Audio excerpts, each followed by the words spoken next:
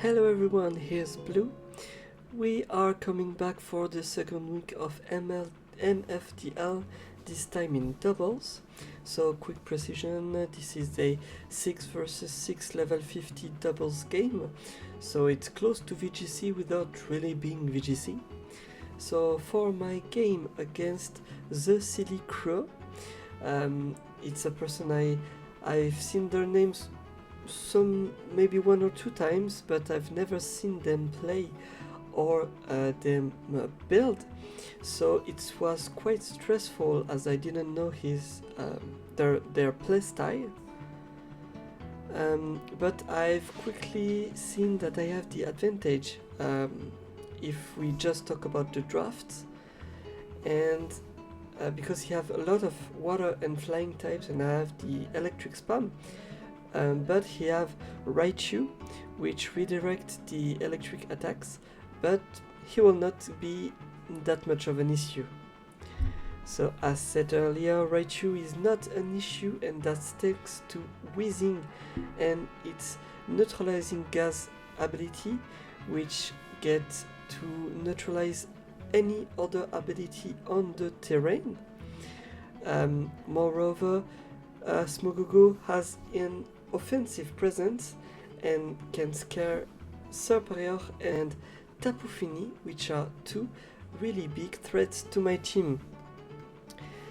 And Whizzing is also Gunpowder for Regigigas, who also see his ability Slow Start get nullified and can threat to do some big damages. The adversary team is very slow if we don't account for Serperior, and Regigigas would have no trouble to outspeed and just make humongous damages with his normal stab attacks and coverage like Fire Punch or Ice Punch. The 2 of them cannot win alone, and the master for my second strategy is none other than Tapu Koko, which can get the electric field up and boost the attacks of my other electric types. He also have Electro Web, which hit both foes and lower their speeds. With a dazzlingly boosted by the Fairy Plate, Tapu Koko can threaten to kill in 2 hits any Garchomp with a little bit of invest in special defense. All of that with more EVs in HP, which can help Tapu Koko to tank a potential poison jab from a choice band Urshifu, who will get the job done under the electric field if not for Iron Hands, with his ability boosting its attack under the field and a move pool allowing me to hit every other Pokemon of my opponent, with most of them being super effective. The only problem is his lack of speed, which can be nullified by the electro webs of Tapu Koko. But Tapu Koko is not the only one who can modify the speed. There is also Murkrow and his attack Tailwind, which sets up a +2 speed boost for the next 4 turns after the attack. What is good with this attack is it's allowed to Iron Hands to outspeed every Pokemon on the opponent team. With the electric field, this is a real threat. He also have Taunt and Sunny Day, respectively, to neutralize the potential Stealth Rock of Garchomp, or any supporting attack from Grafaier, noting that the support attacks that benefit from Prankster ability do not affect dark types. And the Sunny Day is to counter any attack from any water type attack from either Tapu Fini or Urshifu. And yes, I say Urshifu because I built with Urshifu rapid strike in mind and not the single strike which my opponent have. So he's not really water type, so Sunny Day could be replaced with another attack. Finally, he has Hurricane, which can kill Urshifu in one hit, even without any special attack investment. To end this team, we have another Pokemon that benefit from the Electric Field and Tailwind. It is Dracozolt. He is here to traumatize the opponent with Bolt Beak, the only Pokemon that can really get the job done against Dracozolt, being Raichu and Garchomp, which are going to be killed by a single Dragon Claw. This will be all for the resume of my team. Now, get to the match.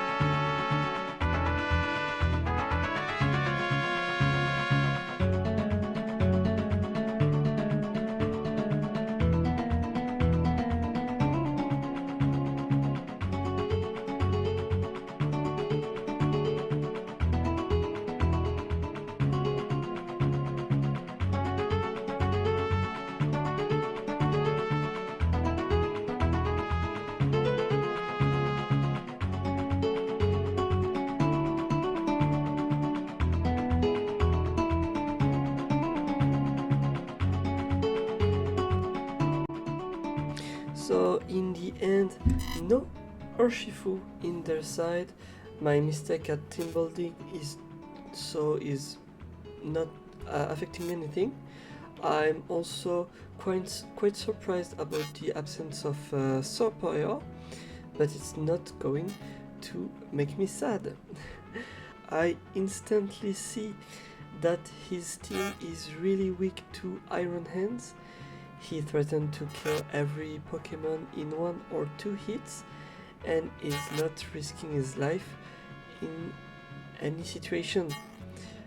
In another side, Regigigas seems a little bit worse than anticipated, largely because of Arcanine and Celesteela. I will have to find a way to quickly make holes in the opponent team with my Iron Hands to take a big advantage. And this is what happens the first turn with the Tailwind and Ice Punch combo, which take my opponent by surprise, and he loses his Garchomp immediately. Arcanine and Raichu are next, and they pose a real problem for my team, but nothing that Iron Hands cannot manage. After one more Tailwind, he takes the kill with Flame Punch on the 4 Raichu. His Arcanine then surprised me with the ground terrestrialization, which get himself a stab on Bulldoze, but Iron Hands take that quite easily and threaten with a revenge kill. Despite the 2 attack drops, Iron Hands does over 80% of damage to Tapu Fini, which sees himself in a really bad posture, and he's scared of dying to almost any attack I can do to him. Having made enough holes in the opponent's team with my futuristic Pokemon, I let him die to have a safe switch later, and that's Regigigas, which come and directly take the kill on Arcanine when Celesteela get on the terrain on a whizzing Sludge Bomb. After a double switch on Tapu Koko and Dracozolt, I can usher the kill for Tapu Fini with Thunderbolt, then tag with the Electro Web, who also does some damages to Celesteela.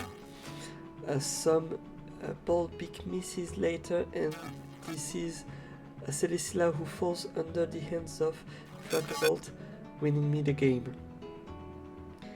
I want to thank you all to have listened to the video. I like you with the final result for this second week.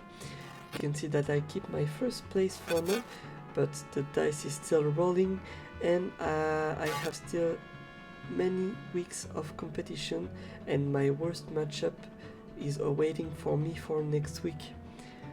On this note, I will ask you to get many likes, please, and subscribe if you liked it. I try to boost the quality of my video every week, and it will be really a pleasure if you show me that you liked it, please. It was Blue, and I wish you a good night.